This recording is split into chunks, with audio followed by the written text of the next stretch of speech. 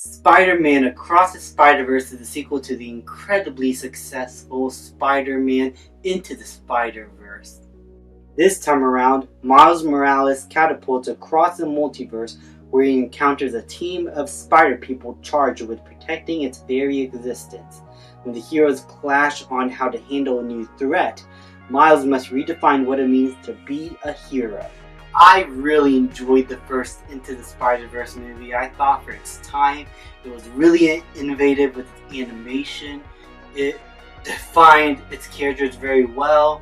The music and soundtrack was a banger. Just everything about Into the Spider-Verse made me happy as a fan of animated films, as a fan of Spider-Man, as a fan of great movies in general. This was it. This was one of my favorite movies of 2018. And so, when I heard that was going to take like 4 years to make another movie, I was like, come on. But now after watching Across the Spider-Verse, I could tell why it took 4 years. In terms of a technical standpoint, this movie slaps hard. I mean, the animation and style and visuals, holy shit. It was fantastic. It felt unique to its story. In some ways, the art style also helps visually tell the story, help you understand what the characters are going through and how you feel in a certain moment. And it just worked so incredibly well. It was so visually breathtaking. It felt like a little comic book come to life. Each character or background character had its own style of animation, the way they move, so much personality. My God, this movie was just so beautiful to look at. Man, if this movie doesn't get any visual effect nominations at the Academy Awards, then I'm just gonna check out, because this movie just basically set a new standard in what you could do with visual effects and animation. It really is a marvel to watch. But it's not just the visual effects that impressed me with this film. How it handled its characters was also really impressive. Miles Morales is just as likable as ever as he's trying to mix his Spider-Man life with his family life, and how tough that is for him to do. It's basically a Peter Parker type of scenario that he's going through. Not exactly, but it basically is something that we've seen before. And what Gwen is also going through, because this film also takes a good amount of time developing Gwen Stacy's character, is also really intriguing. As I'm not going to spoil it. The way they do with her in their relationship with her father, and how that ties into the main story in their relationship with Miles Morales, I think worked very well and helped set up a really unique character arc for her that I cannot wait to see get concluded in the sequel.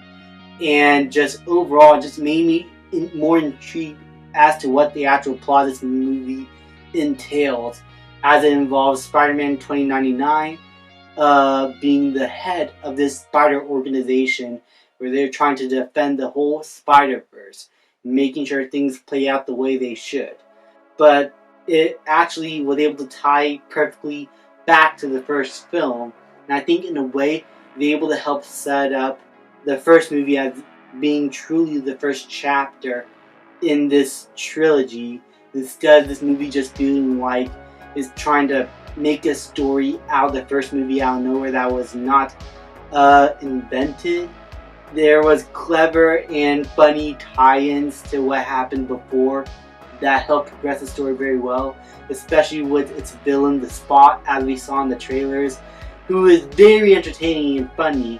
But as you watch the film play on, his villain becomes more threatening, and in a way also pretty scary, especially with how he is visualized and how the movie portrays him later on.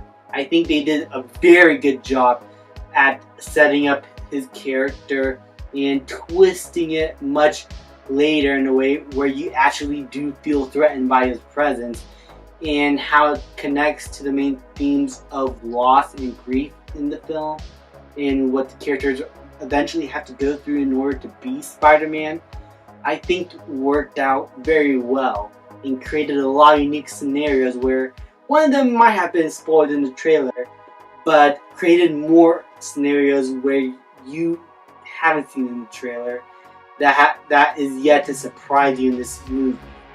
And the whole conflict between Miguel and Miles Morales in this case, and how both their ideologies of how to be Spider-Man collide with one another, I think was awesome, both in an action standpoint and in the storytelling standpoint. And it really does make Miguel be a whole lot more threatening than I think he would have been if he was put in the hands of someone else. I mean, this guy was awesome, and Oscar Isaac delivered a fantastic performance. Let's see, the actor, what's his name for Miles Morales? Shameik Moore is fantastic. Haley Steinfeld is once again great as Gwen. Jake Johnson comes back as Peter B. Parker, and he's still funny as ever and just a great addition to the movie, even though he does get a little bit less to do. Just overall, everyone brings their A game. This entire cast was really phenomenal. And the ending, it gets me so excited for the next movie. Clearly the story is not finished, but the movie itself still feels like a complete piece in a way still, as it concludes certain moments in the film before that carry over to its ending here, but was able to still set up something later down the line that I cannot wait to see. Just overall, Across the Spider-Verse to me was another home run in the Spider-Verse franchise with Miles Morales. I love the animation, the music is still a banger, the new characters like Spider-Punk are just great additions. Just overall, I cannot find a single flaw in this film. This has been so far a great year for movies, for animation, for action, for dramas, just overall. I am loving this year. This is just another delicious treat for me, and I'm going to give Spider-Man Across the Spider-Verse an A+. Thank you guys so much for watching. Please like, subscribe, comment, and I will see you guys next time.